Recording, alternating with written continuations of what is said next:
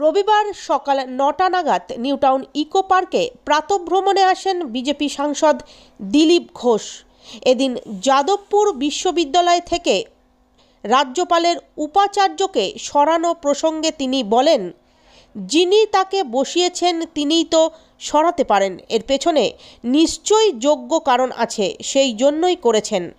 রাজ্যপাল এবং রাজ্য সরকারের বিষয়, তারা বিষয়টি বিবেচনা করে দেখবেন, যেটা ঠিক মনে হবে সেই হিসাবেই পদক্ষেপ নেবেন। যাদবপুর বিশ্ববিদ্যালয়ের উপাচার্য যাকে রাজ্যপাল নিজেই নিযুক্ত করেছিলেন তাকেই গতকাল সমাবর্তন অনুষ্ঠানের আগেই তাকে অপসারিত করা হলো।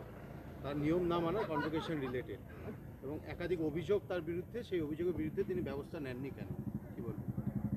যিনি তাকে বসিয়েছেন তাকে তিনিই তো সরাতে পারেন, তো নিশ্চয়ই যোগ্য কারণ আছে, সেটা সেই জন্য করেছেন। তো প্রশাসনিক ব্যাপার আছে, আর কেন কি হয়েছে নিশ্চয়ই কেউ ওখান থেকে বলবে পরে। রাজ্য সরকার বা এডুকেশন ফোরামের তরফ থেকে বলা হচ্ছে যে যেহেতু 24 তারিখে কনভোকেশন হয় প্রতি বছরে, সেই অনুযায়ী রাজ্যপাল উপাচার্য তিনি করছেন, এর মধ্যে কোনো অনৈতিক কিছু দেখছেন না। এ ব্যাপারে কিছু বলার নেই আমাদের, কেন হয়েছে কি ব্যাপার, এটা প্রশাসনিক ব্যাপার, ইউনিভার্সিটি আর রাজ্যপালের ব্যাপার। গভর্নর হাউস থেকে বলতে পারে কি হয়েছে। আজকে লক্ষ্যকণ্ঠে গীতা পাঠ, আপনি কি যাচ্ছেন?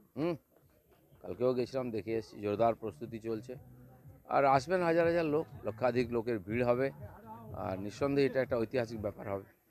আজকেও টেট পরীক্ষা, কি মনে করছেন যে আগামী দিনে এই টেট পরীক্ষাকে সফলভাবে রাজ্য সরকার নিতে পারবে? আমরা চাইবো টেট সুষ্ঠুভাবে পরীক্ষা হোক, যথাসময়ে রেজাল্ট আসুক, এবং যে ছেলেমেয়েরা এতদিন বসে আছে, বয়স পার হয়ে যাচ্ছে, তারা যেন চাকরিটা পায়।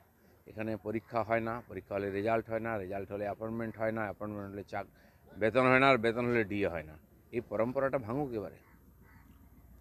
চারজন চাকরি প্রার্থী কালীঘাট থানা তাদেরকে অ্যারেস্ট করেছে এবং চারজনকে জেল কাস্টাডিতে পাঠানোর নির্দেশ দেওয়া হয়েছে আদালতের তরফ থেকে, বাকিদের জামিন।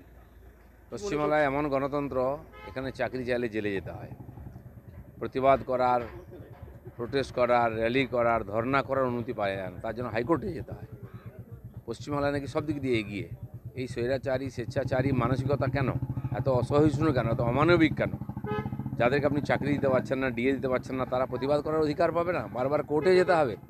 কী জন্য সরকার আছে? এদিকে বলছেন গণতন্ত্র নাকি এখানে আছে, আর সারা দেশে গণতন্ত্র নেই। এই কি তার নমুনা নাকি?